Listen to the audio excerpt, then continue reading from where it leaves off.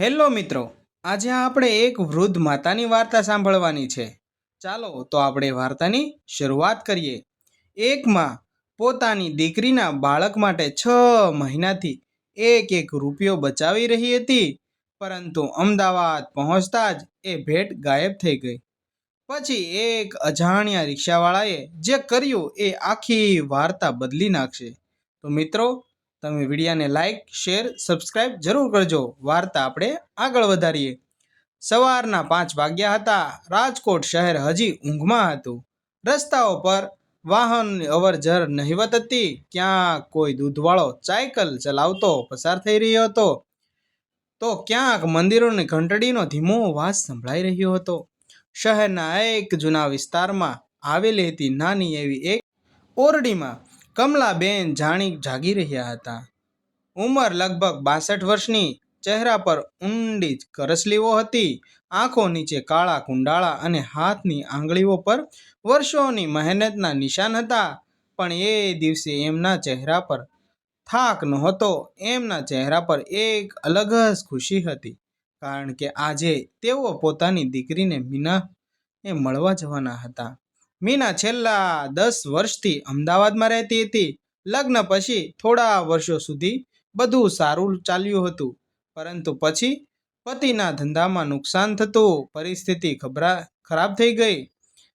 કમલાબેન દીકરીને હવે માતા બનવાની હતી. આ સમાચાર મળ્યા પછી કમલાબેન જાણે ફરી યુવાન બની ગયા હતા. તેમણે આખા 6 મહિનાથી એક નાની નાની ભેટ ભેગી કરીને પૈસા બચાવ્યા હતા. એ ભેટ સામાન્ય નહોતી. એમાં તેમની આખી મમતા સમાઈ ગઈ હતી. એક નાનું ચાંદીનું પાયલ હતું. મીનાના બાળક માટે કમલાબેન પાસે વધારે પૈસા નહોતા. પતિનું અવસાન વર્ષો પહેલાં થઈ ગયું હતું. ત્યારથી તેમણે લોકોના ઘરમાં રસોઈ બનાવી, કપડાં સીવ્યા અને ક્યારેક ઘરના બેસીને અગરબત્તીઓ પેકેટ બનાવ્યા. દર મહિને થોડા રૂપિયા બચાવતા. ક્યારેક પોતે દૂધ ન પીતા, ક્યારેક શાક ખરીદવાને બદલે માત્ર દાળ ભાતમાં દિવસ કાઢી નાખતા હતા. આવી રીતના ધીમા ધીમા દિવસો તે પસાર કરતા હતા. પણ દીકરીના બાળક માટે ચાંદીની પાયલ લેવાની ઈચ્છા તેમની મનમાં રાખી હતી. 6 મહિના પછી આખરે પૈસા ભેગા થયા. ગઈકાલે જ તેમણે બજારમાંથી પાયલ ખરીદી હતી. પાયલને તેમણે એક નાનકડા વાદળી રંગના બોક્સમાં રાખી હતી. એ બોક્સને તેઓ વારંવાર ખોલીને જોતા હતા, પછી ફરીથી બંધ કરી દેતા. એમને લાગતું જાણે પાયલ નહીં, પણ પોતાની દીકરીના બાળકનો કોઈ ટુકડો હાથમાં પકડી રાખ્યો હોય. સવારે કમલાબેને નાની થેલી તૈયાર કરી. 2 જોડી કપડાં, દીકરી માટે ઘરે બનાવેલો ચેવડો, થોડી સુખડી અને વાદળી બોક્સ, આ બધું તેમણે તૈયાર કર્યું અને તે અહેમદાબાદ જવા નીકળી પડ્યા. ઘર બંધ કરતા પહેલા તેઓ ભગવાનની મૂર્તિ સામે ઊભા રહ્યા. હે ભગવાન, હે પરમ કૃપાળુ પરમાત્મા, મારી દીકરીને સુખી રાખજો અને મારા નાનકડા નાતીલાને તંદુરસ્ત રાખજો હો ભગવાન.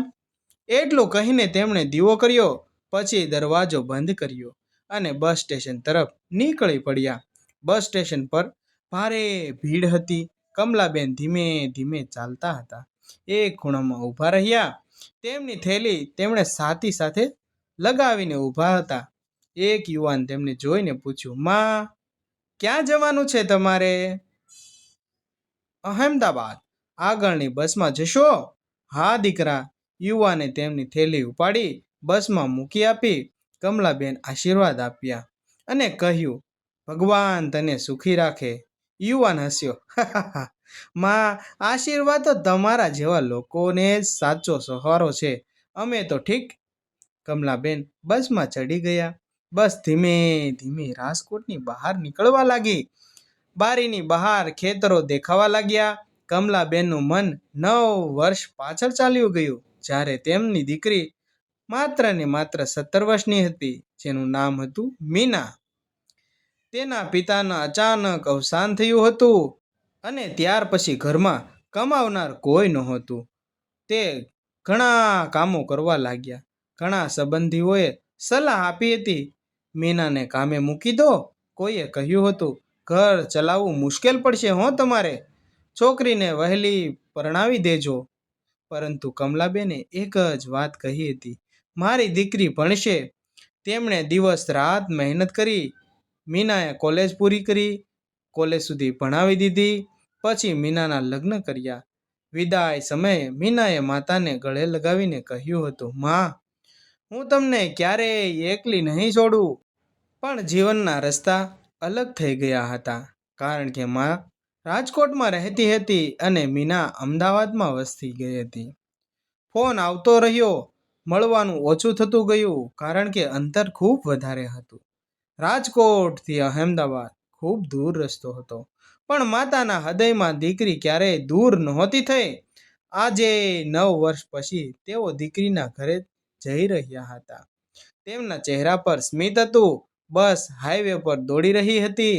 બપોર નજીક આવી રહી હતી. કમલાબેનની ઊંઘ આવી. તેમણે થેલી ખોળામાં રાખી હતી અને આંખો બંધ કરી. બસ એક ટોલ પ્લાઝા પાસે થોડા સમય માટે ઊભી રહી. બસ કેટલાક મુસાફરો નીચે ઉતર્યા. એક પરિવાર ચા લેવા ગયો અને એક વૃદ્ધ માણસ પાણી લેવા ગયો. આ બધું જોતામાં શું થયું તે કમલાબેનને જરાય ખબર જ ના પડી. કમલાબેન પણ બસમાંથી નીચે ઉતર્યા. તેમણે ચા લીધી. ચા પીતા પીતા તેમને અચાનક યાદ આવ્યું કે મીનાને ફોન કરવાનો છે. તેમણે મોબાઈલ કાઢ્યો. મોબાઈલમાં માત્ર 2% બેટરી જ હતી. તેમણે તરત ફોન કર્યો. હેલો. હેલો માં. મીનાનો અવાજ સાંભળતા જ કમલાબેન ચહેરા પર ખુશી આવી ગઈ. બેટા, હું બસમાં છું, થોડા કલાકમાં આવી જઈશ. માં, તમે એકલા કેમ આવો છો? મેં કહ્યું હતું ને કે કોઈને સાથે લઈ આવજો. અરે બેટા, હું હજી મજબૂત છું. તને શું લાગે તારી માં નહીં પોગી શકે? ચિંતા ના કર, હું પોગી જઈશ. મીના હસી. માં, તમે આવી શકો જ ને એટલે તો મેં બહુ સારું લાગશે. અને તારા બાળક માટે મેં નાની ભેટ લીધી છે. શું લીધું માં તમે? એ તો આવીને ત્યારે જ બતાવીશ. માં, હા બેટા, મને ખબર છે તમે કંઈક ખાસ જ લાવ્યા હશો. બંને હસ્યા. કમલાબેને ફોન બંધ કર્યો અને ફરી બસમાં આવીને બેઠા. બસ ફરી ચાલવા લાગી. થોડી વાર પછી ભારે વરસાદ શરૂ થઈ ગયો. બારી પર વરસાદના ટીપાં પડવા લાગ્યા. રસ્તો ભીનો થઈ ગયો હતો. બસની અંદર બધા લોકો શાંત હતા. કમલાબેન પણ થેલીને ખોળામાં રાખીને બેઠા હતા. થોડી વાર પછી બસ અચાનક જોરથી બ્રેક મારીને ઊભી રહી. ધડામ! બધા મુસાફરો આગળ ઘસેડાઈ ગયા. એક બાળક રડવા લાગ્યું. કમલાબેન પણ ગભરાઈ ગયા. આ શું થયું? આગળ જોયું. તેમણે તરત જ થેલી પકડી, પણ થેલીની ચેક થોડું ખુલી ગયું હતી. કોઈને ધ્યાન ન ગયું. થોડી વાર પછી બસ ફરી આગળ વધી. કમલાબેન થાકીને ઊંઘી ગયા. તેને ખબર જ ના રહી. જોતામાં તેની નીંદર લાગી ગઈ. 2 કલાક પછી બસ અમદાવાદના બસ સ્ટેશન પર પહોંચી ગઈ. મુસાફરો ઉતરવા લાગ્યા. કમલાબેન પણ ઊભા થયા. તેમણે થેલી ખભા પર નાખી બહાર આવ્યા. મીના તેમને લેવા આવવાની જ હતી, પણ ટ્રાફિકને કારણે તે મોડું થઈ ગયું હતું. કમલાબેને એક બાજુ ઊભા રહ્યા અને તેની દીકરી માટે રાહ ગમવા લાગ્યા. થોડીક વાર લાગી, પરંતુ ટ્રાફિક એટલું વધારે હતું કે તેની દીકરીને આવતા થોડોક સમય લાગી ગયો. અચાનક તેમને વિચાર આવ્યો, એકવાર પાયલ જોઈ લઉં. તેમણે થેલી ખોલી, કપડાં બહાર કાઢ્યા. ખુરશીનો ડબ્બો મળ્યો, ચેવડો મળ્યો, પણ વાદળી બોક્સ નહોતું. કમલાબેન હાફી ધ્રુજી ગયા. તેમને થયું, મારી પાયલ કઈ ગઈ? મારું બ્લુ બોક્સ કઈ ગયું? તેમણે ફરી થેલી ખાલી કરી. એક એક વસ્તુ તપાસી શરૂ કરી દીધું. એક બોક્સ ગાયબ હતું. તેમના મોઢેથી ધીમેથી નીકળી ગયું, હે ભગવાન, મારી સાથે આ શું થઈ ગયું? તેમણે બસ તરફ જોયું. બસ હવે દૂર રહી ગઈ હતી. કમલાબેન દોડવાનો પ્રયાસ કર્યો, પરંતુ ઉંમર એટલી હોવાના કારણે દોડી શકાયું નહીં. પણ ઉંમરના પગ ક્યારે દોડે? તેઓ બસની પાછળ થોડા પગલાં ચાલ્યા, પછી રસ્તાની બાજુ બેસી ગયા. આંખોમાંથી આંસુ વહેવા લાગ્યા. હે ભગવાન, મારી સાથે આ શું થઈ ગયું? મારી નાની એવી નાતીલી માટે મેં લીધેલી પાયલ ચોરાઈ ગઈ. એ પાયલ નહોતી, તેમણે પોતાને જ કહ્યું હતું, એ તો મારી દીકરી માટે મારી 6 મહિનાની મજૂરી હતી. આવી 6 મહિનાની મજૂરી જો ખોવાઈ જાય તો શું થાય? એ જ સમયે એક રિક્ષાવાળો ત્યાંથી પસાર થયો.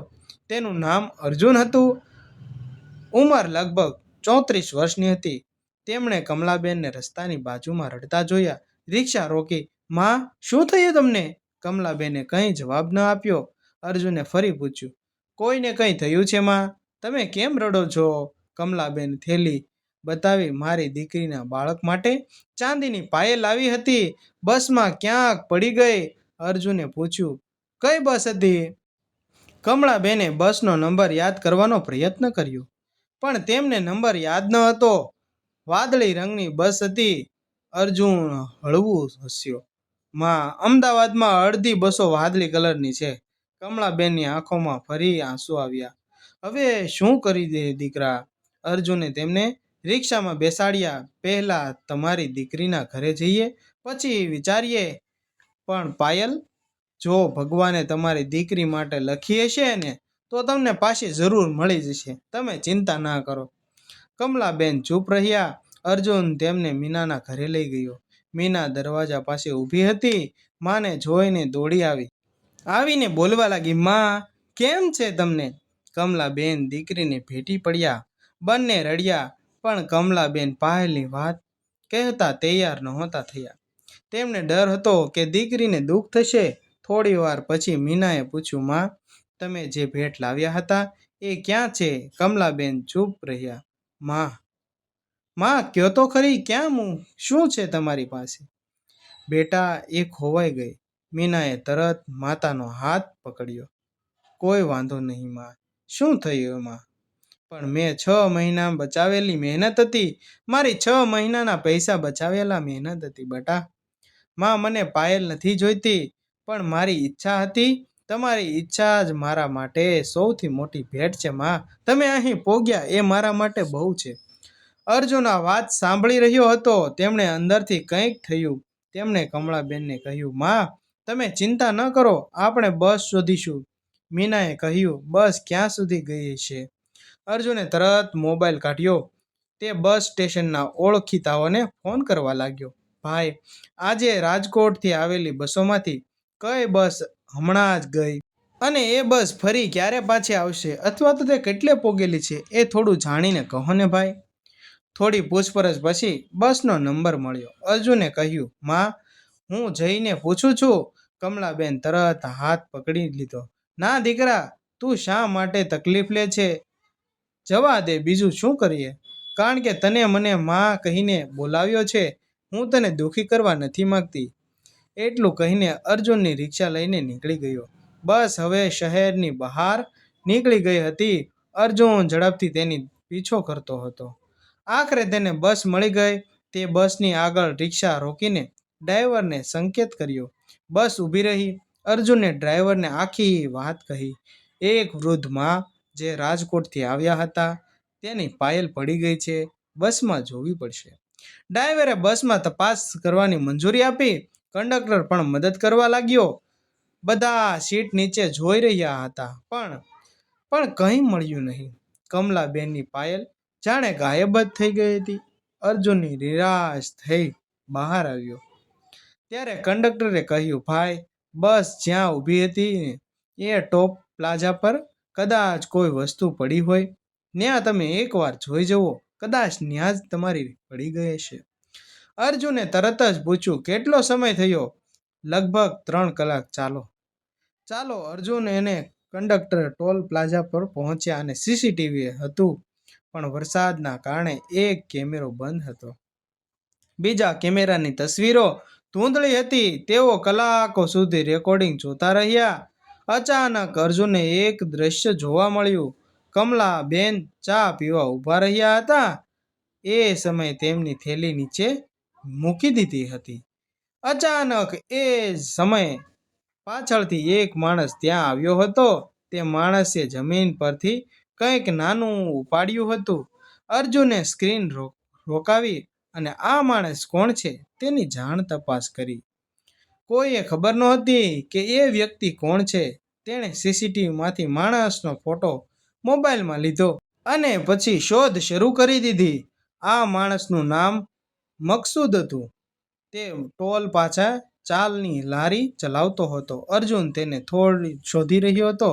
ત્યાં પહોંચ્યો. ભાઈ, આજે અહીંથી તમને કોઈ નાનું વાદળી બોક્સ મળ્યું હતું? મકસૂદ અચકાયો. તેને જવાબ આપતા કહ્યું, ના. અર્જુને શાંતિથી કહ્યું, ભાઈ, અમને ખબર છે કે એ તમને જ મળ્યું છે. મકસૂદ ચૂપ. થોડી વાર પછી તેણે ખીચામાંથી બોક્સ કાઢ્યું. આ છે ભાઈ? અર્જુનના ચહેરા પર ખુશી આવી. હા ભાઈ, આ જ છે. અને આની અંદર એક નાની એમથી પાયલ છે, જે એક માની વેદના છે. તેને 6 મહિનાની મહેનત પોતાની પૌત્રી માટે લાવેલી છે. મકસૂદે બોક્સ હાથમાં આપ્યું. અર્જુને તરત ખોલ્યું. ચાંદીની પાયલ અંદર જ હતી. અર્જુનના આંખોમાંથી ખુશીના આંસુ આવી ગયા. પણ તેને પૂછ્યું, તમે આ કેમ રાખ્યું? મકસૂદે માથું નીચે કર્યું. મારી દીકરી બીમાર છે. અર્જુન ચૂપ રહ્યો. મકસૂદ આગળ બોલ્યો, હોસ્પિટલના પૈસા જોઈએ છે. મેં વિચાર્યું હતું કે આ વેચી દઉં. અર્જુનને સમજાયું કે સાચો ચોર નથી, પણ મુશ્કેલીમાં દરેક તકલીફો એવી હોય છે જે માણસને ચોર બનવા મજબૂર કરી દેતો હોય છે. તેમણે કહ્યું, ભાઈ, તમે ખોટું કર્યું, મને ખબર છે, પણ હજી મોડું થયું નથી.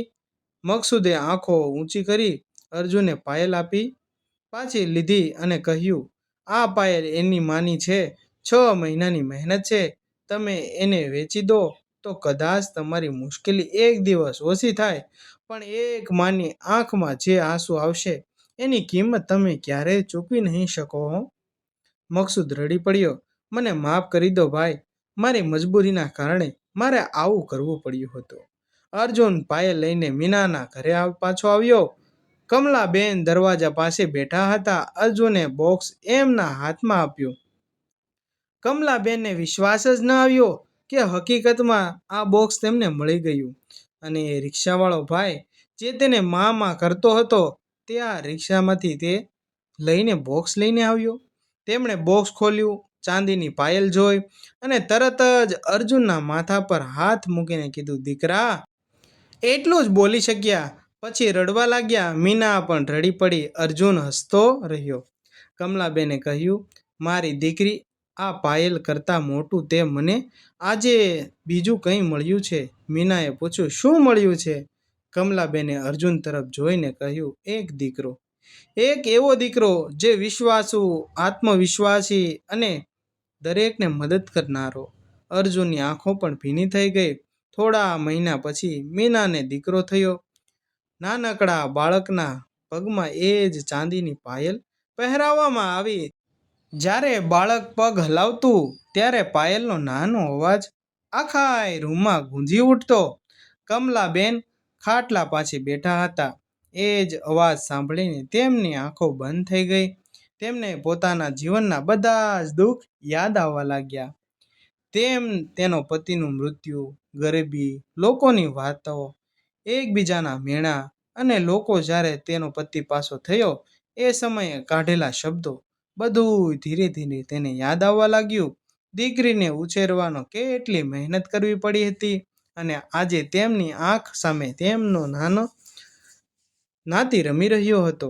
તેમણે ધીમેથી કહ્યું, હે ભગવાન, મારી 6 મહિનાની મહેનતનું તું પાછી આપી દીધી હો, પણ એની સાથે મને એક એવી સમજ પણ આપી કે દુનિયામાં માણસાઈ હજી જીવે છે. સમય પસાર થતો ગયો. 5 વર્ષ વીતી ગયા. અર્જુન અને કમલાબેનનો સંબંધ હવે સાચા માતા પિતા જેવો થઈ ગયો હતો. દરેક તહેવારો અર્જુન મીનાના ઘરે આવતો. કમલાબેન તેના માટે પોતાના હાથથી રોટલા બનાવતી. અર્જુન હંમેશા કહેતો, માં, તમારી રોટલી ખાધા પછી જ મને લાગે છે કે હું સાચે ઘરે આવ્યો છું. એક દિવસ અર્જુન ગંભીર ચહેરો આવ્યો. કમલાબેને પૂછ્યું, શું થયું દીકરા? અર્જુને કહ્યું, માં, મારે શહેર છોડવું પડશે. કેમ? કેમ તારે શહેર છોડવું પડશે? મારા ગામના નાનું ગેરેજ શરૂ કરવું છે. કમલાબેન થોડી વાર ચૂપ રહ્યા, પછી કહ્યું, જજે દીકરા, પણ એક વાત યાદ રાખજે. શું? પૈસા કમાવા જજે, પણ માણસાએ ગુમાવીને નહીં આવતો. અર્જુન હસ્યો. હા માં, એવું ક્યારેય થવા નહીં દઉં. આ પાઠ તો તમે પહેલેથી શીખવી દીધો છે મને. વર્ષો પછી અર્જુનનું ગેરેજ ખૂબ સફળ થયું અને એ ગામની અંદર ધમધોકાર તેનો ધંધો ચાલવા લાગ્યો. પણ તે ક્યારેય પોતાની શરૂઆત ભૂલ્યો નહીં. ગેરેજની દિવાલ પણ તેણે એક ફ્રેમ લગાવી હતી. એમાં લખ્યું હતું, જે વસ્તુ પૈસાથી નથી મળતી, જે વસ્તુ પૈસાથી ખરીદી નથી શકાતી, તે સંપત્તિ છે. પરંતુ જે સંબંધ નિસ્વાર્થ મદદથી બને છે ને, તે સાચી કમાણી છે. દરરોજ ગેરેજ ખોલતા પહેલા અર્જુન એ લખાણ વાંચતો હતો અને કમલાબેનને યાદ કરતો હતો. એક દિવસ અર્જુનને સમાચાર મળ્યા કે કમલાબેન ખૂબ બીમાર છે. તે તરત અમદાવાદ દોડી આવ્યો. કમલાબેન ખાટલા પર સૂતા હતા. અર્જુન એમની પાસે બેસી ગયો. માં, કમલાબેને આંખો ખોલી. આવી ગયો દીકરા? હા માં, હું આવી ગયો. મને ખબર હતી તું આવશે જ. અર્જુનના આંસુ આવી ગયા. કમલાબેન હાથ આગળ કર્યો. મારો હાથ પકડી લે બેટા, બેસ બેટા. અર્જુને હાથ પકડી લીધો. થોડી વાર શાંતિ રહી. કમલાબેન બોલ્યા, દીકરા, મારી પાસે તારા માટે આપવા જેવું કંઈ જ નથી. આટલા વર્ષો મેં મહેનત કરી, પરંતુ મારી પાસે એટલો પૈસો જ નથી કે હું તને કંઈક આપી શકું. અર્જુને તરત કહ્યું, માં, તમે મને બધું આપી દીધું જ છે. શું માણસ બનવાનું શીખવ્યું છે? કમલાબેન હળવું સ્મિત કર્યું. એ જ મારી સૌથી મોટી ભેટ છે.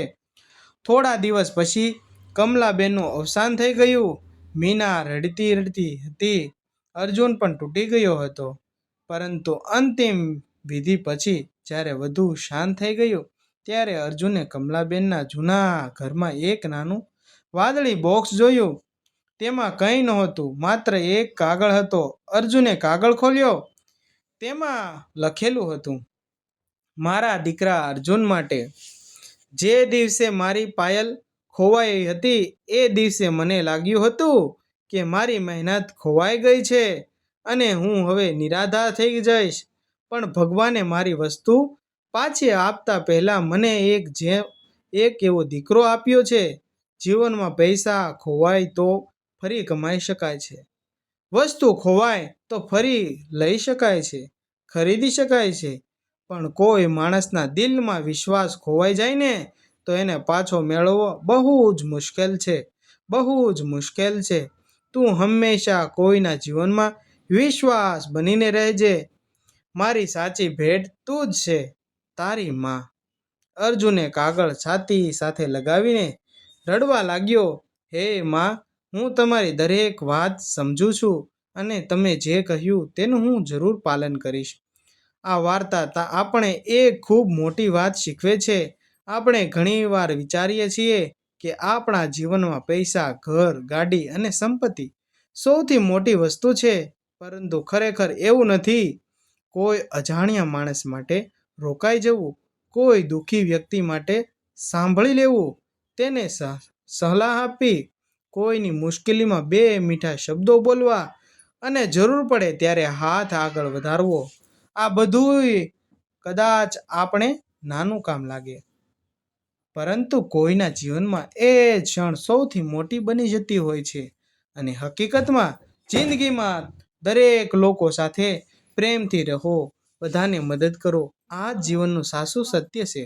કમલાબેનની પાયલ માત્ર ચાંદીની નહોતી, એમાં એક માતાની મહેનત હતી, એક દિવસ માટે પ્રેમ હતો અને એક અજાણ્યા માણસાઈના કારણે એ પ્રેમ પોતાના સાચા માલિક સુધી પાછો આપ્યો હતો. જીવનમાં ક્યારેય આપણને પણ એવા લોકો મળશે જેમને માત્ર પૈસા નહીં, પરંતુ આપણા એક સારા શબ્દની જરૂર પડશે. ત્યારે પસાર થશે. થોડું રોકાઈ જજો. કદાચ તમારી નાની મદદ કોઈના આખા જીવનને સૌથી મોટી આશા બની જાય. અને યાદ રાખજો, માણસાઈ ક્યારેય નાની નથી હોતી, નિસ્વાર્થ મદદ ક્યારેય વ્યર્થ નથી જતી. અને સૌથી મોટી વાત, દુનિયામાં સારા માણસો ઓછા નથી થતા, આપણે તેમને ઓળખવાનું બંધ કર્યું છે. જય શ્રી કૃષ્ણ. મિત્રો, તમને મારો આ વિડીયો જોવો પસંદ આવ્યો હોય તો મારી ચેનલને લાઈક કરો, શેર કરો અને સબસ્ક્રાઈબ કરો. અને આ વિડીયો તમારા અન્ય મિત્ર સુધી પણ પહોંચાડો. અને વિડીયો આખો જોવા બદલ તમારો ખૂબ ખૂબ આભાર. Thank you.